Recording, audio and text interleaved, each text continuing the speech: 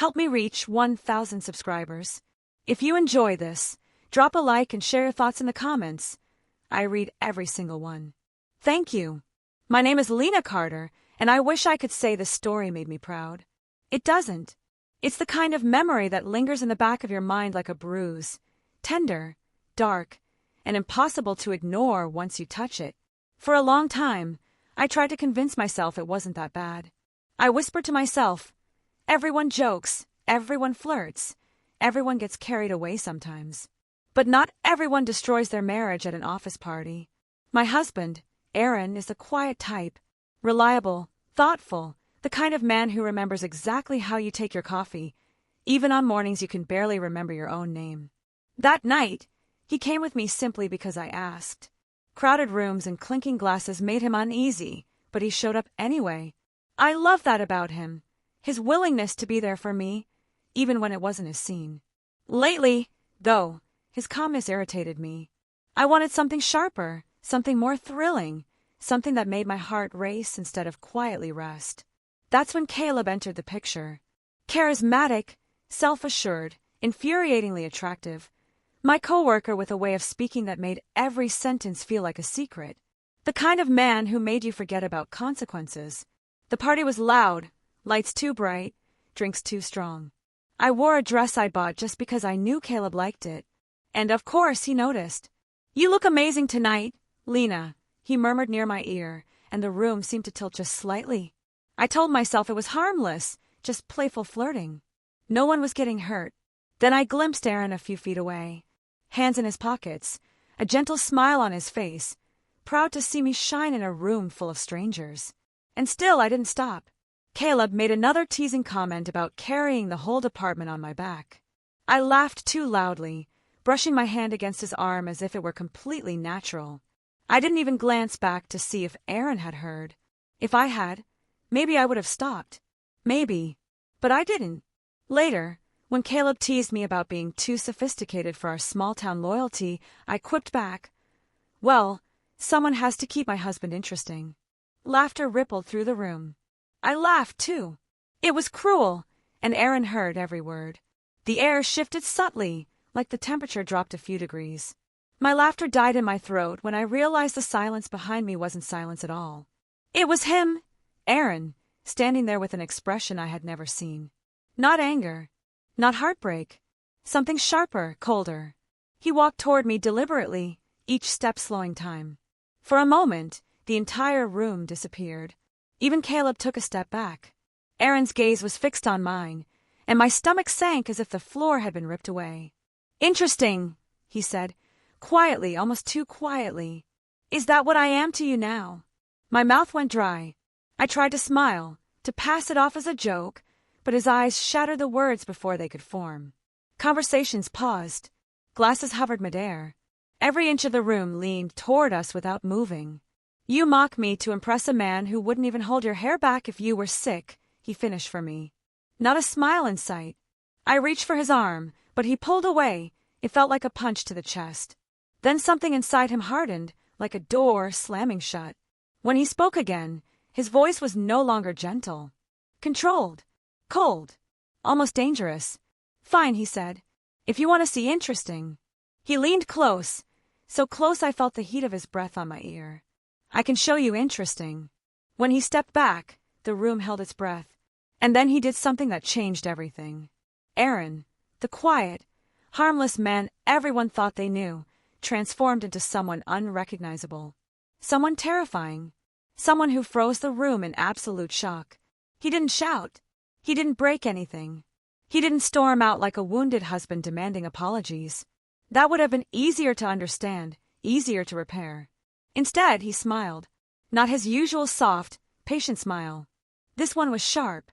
Too sharp. The kind of look that makes your body react before your brain catches up. The kind that signals someone has reached a point where pain no longer matters. "Aaron," I whispered, my voice trembling. "Please, don't make a scene." He chuckled softly, almost under his breath. "A scene, no, Lena?" His voice was calm, controlled, chilling. "I'm done staying quiet in the corner. Tonight, you wanted a show." His gaze flicked toward Caleb. "Let's give them one," he added. Before I could speak, Aaron stepped past me and reached into the inside pocket of his blazer. Panic shot through me for a split second. I thought he might do something reckless. But he didn't. He pulled out his phone and held it up like evidence. "Did you know," he said smoothly, "that loyalty is only as strong as the person who chooses it?" People around us exchanged puzzled glances. Caleb shifted uneasily. Aaron's voice stayed steady, almost surgical. "I'm not angry that you flirted," he said. "I'm angry that you believed I wouldn't notice." His eyes met mine, sharp and unwavering.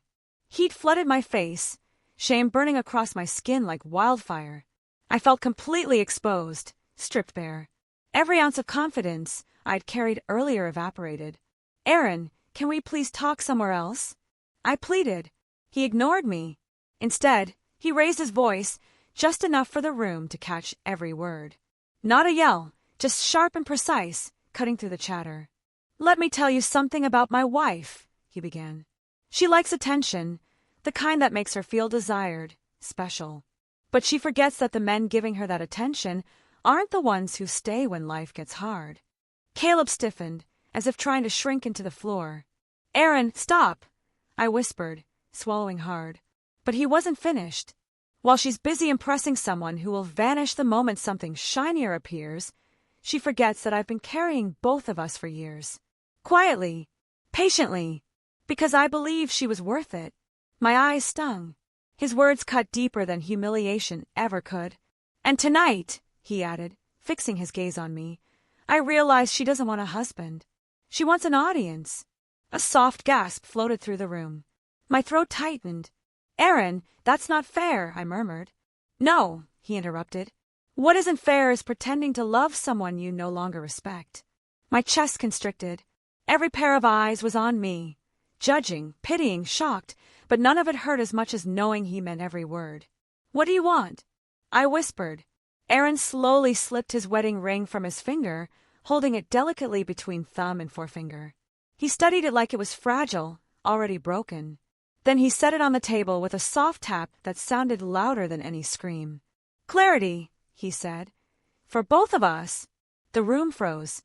Time itself seemed suspended. Conversations halted. Glasses hovered midair.